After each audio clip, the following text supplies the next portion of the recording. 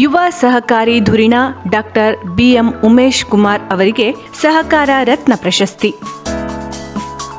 ವೃತ್ತಿಯಿಂದ ಉದ್ಯಮಿಯಾದ doctor BM Umesh Kumar ಅವರು ಸಹಕಾರ, ಸಾಮಾಜಿಕ ಸೇವೆ, ಧಾರ್ಮಿಕ, ಸಮುದಾಯ ಸಂಘಟನೆ ಮುಂತಾದ ವೈವಿಧ್ಯಮಯ ಕ್ಷೇತ್ರಗಳಲ್ಲಿ ತೊಡಗಿಸಿಕೊಂಡಿದ್ದಾರೆ.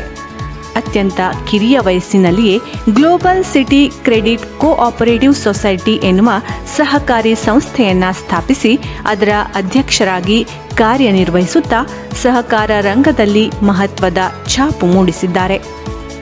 ಸಹಕಾರ ರಂಗದಲ್ಲಿನ ಅವರ ಸಾಧನೆಯನ್ನು ಗುರುತಿಸಿ ಕರ್ನಾಟಕ ರಾಜ್ಯ ಸಹಕಾರ ಮಹಾಮಂಡಳವು ಅಖಿಲ ಭಾರತ ಸಹಕಾರ ಸಪ್ತಾಹದ ಅಂಗವಾಗಿ ಕೊಡಮಾಡುವ ಪ್ರತಿಷ್ಠಿತ ಸಹಕಾರ ರತ್ನ ಪ್ರಶಸ್ತಿಯನ್ನು ಈ ವರ್ಷ ಉಮೇಶ್ ಕುಮಾರ್ ಅವರಿಗೆ ಪ್ರದಾನ ಮಾಡಿದೆ.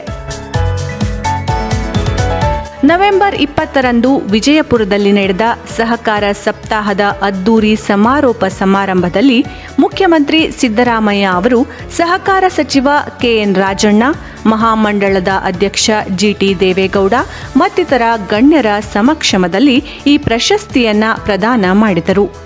ಈ ಪ್ರಶಸ್ತಿಯು ರಾಜ್ಯ ಸರ್ಕಾರದ ಸಹಕಾರ ಇಲಾಖೆಯು ಕೊಡಮಾಡುವ ಸಹಕಾರ ರಂಗದ ಅತ್ಯುನ್ನತ ಪ್ರಶಸ್ತಿಯಾಗಿದೆ.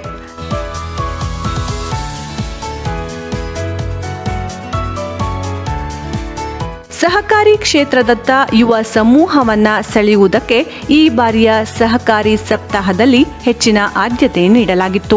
ಈ ಹಿನ್ನೆಲೆಯಲ್ಲಿ ಯುವ ಸಹಕಾರಿ ಸಾಧಕ ಉಮೇಶ್ ಕುಮಾರ್ ಅವರಿಗೆ ಪ್ರಶಸ್ತಿ ಪ್ರದಾನ ಮಾಡಿರುವುದು ಅತ್ಯಂತ ಅರ್ಥಪೂರ್ಣವಾಗಿದೆ.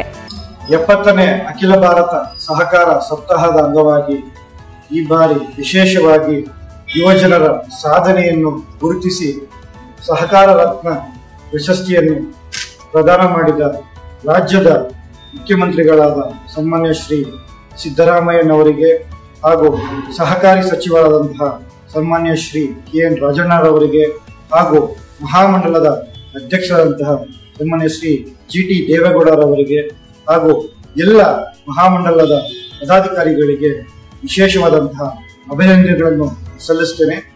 ಈ ಒಂದು ಪ್ರಶಸ್ತಿಯು ಸಹಕಾರ ಕ್ಷೇತ್ರದಲ್ಲಿ ಮತ್ತಷ್ಟು ಕ್ರಿಯಾಶೀಲರಾಗಿ ಅಭಿವೃದ್ಧಿಯನ್ನು ಹೊಂದುವುದಕ್ಕೆ ಸಹಕಾರಿಯಾಗಿದೆ.